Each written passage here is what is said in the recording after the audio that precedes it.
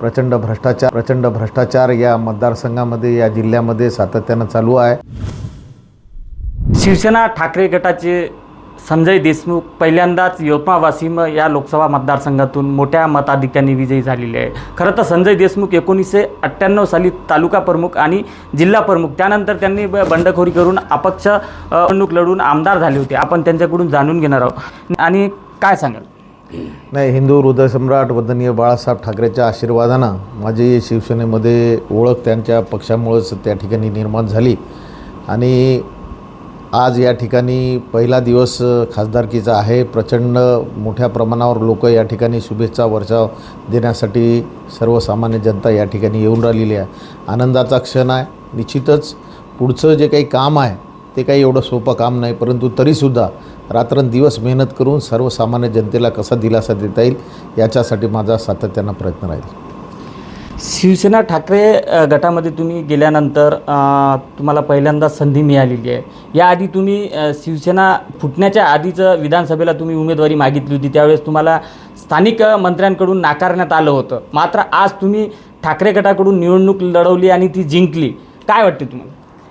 नाही, शिवसेना फुटल्यानंतर ठाकरे साहेबांनी जेव्हा आम्ही जेव्हा भेट झाली आणि त्यांनी सांगितलं की संजय, आता यावेळेस तुला आता आमच्या लोकसभेची उमेदवारी घ्यावं लागते आणि तुला लढावं लागते, तेव्हा माझ्यासाठी अतिशय आनंदाचा क्षण होता आणि मोठ्या प्रमाणावर त्या ठिकाणी सर्व शिवसैनिकाचा सुद्धा पाठिंबा होता आणि हिंदू हृदय सम्राट वंदनीय बाळासाहेब ठाकरे, पक्षप्रमुख उद्धव बाळासाहेब ठाकरे यांचा विश्वास सार्थ कसा करता येईल याच्यासाठी मी दिवसरात्र प्रयत्न केले आणि त्यांचा विश्वास मी या ठिकाणी सार्थ ठरवलेला आहे। आमच्या तमाम शिवसैनिकांनासुद्धा असं वाटलं की या ठिकाणी जे शिवसेनेचा गड आहे तो कायम राहिला पाहिजे आणि तो कायम ठेवण्याचा प्रामाणिक प्रयत्न मी केला आणि सर्वसामान्य जनतेने त्या ठिकाणी मला साथसुद्धा त्या ठिकाणी दिलेली आहे।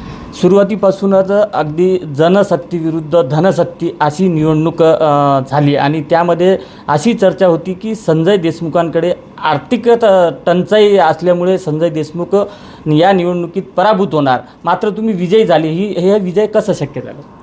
नाही, धनशक्तीच्या विरोधात जनशक्ती तर त्या ठिकाणी झालीच होती, कारण आमच्याजवळ काही एवढा प्रचंड पैसा नव्हता। उद्धव साहेबांनी सुद्धा पक्षनिधी जो काय म्हणजे पक्षनिधी तर त्यांच्याजवळ नसल्यामुळं किंवा त्या ठिकाणी काम करत असताना सर्वसामान्य शिवसैनिकांनाच मी सांगितलं की ही धनशक्ती आपल्या विरोधात आहे, जनशक्तीचा पाठबळ आम्ही सर्व मिळून या ठिकाणी करू। त्याच्यामुळं जनशक्तीने जो भरघोस अशी मदत केलेली आहे त्याचा फायदा मला निश्चित या ठिकाणी झालेला आहे। शेवटचा मुद्दा, ज्या मतदारसंघातून तुम्ही येत आहेत त्या मतदारसंघात राज्याचे मंत्री आणि जिल्ह्याचे पालकमंत्री संजय राठोड यांचा दबदबा आहे। हा दबदबा मोडून काढण्याचं तुमच्यासमोर आव्हान असणार आहे, याला तुम्ही कसं समोर जा? नाही, दबदबा मोडून काढण्यासाठी निश्चितपणे आव्हान काही फारसं असं मला वाटत नाही, कारण त्यांनी गेल्या अनेक वर्षामध्ये जे काही काम केलेलं आहे हे सर्वसामान्य जनतेनं पाहिलेलं आहे। प्रचंड भ्रष्टाचार या मतदारसंघामध्ये या जिल्ह्यामध्ये सातत्यानं चालू आहे। त्या अनुषंगानं निश्चितपणे शिवसेनेच्या आम्ही मंडळीनं सर्वसामान्य जनतेचं जर काम केलं तर काही फार मोठं आव्हान आहे असं मला वाटत नाही। नक्कीच आपण शिवसेना ठाकरे गटाचे खासदार, नवनिर्वाचित खासदार संजय देशमुख यांनी आम्ही येणाऱ्या काळात येणाऱ्या निवडणुकीत सगळे आव्हान मोडीत काढू असं देखील त्यांनी सांगितलेलं। मात्र यवतमाळच्या डिग्रस या चिंचोली गावाला प्रथमच संजय देशमुख यांच्या रूपाने खासदार लाभलेला आहे। ही डिग्रसकरांसाठी नक्कीच कौतुकाची बाब म्हणावी लागेल। संजय राठोड, साम टीव्ही न्यूज, यवतमाळ।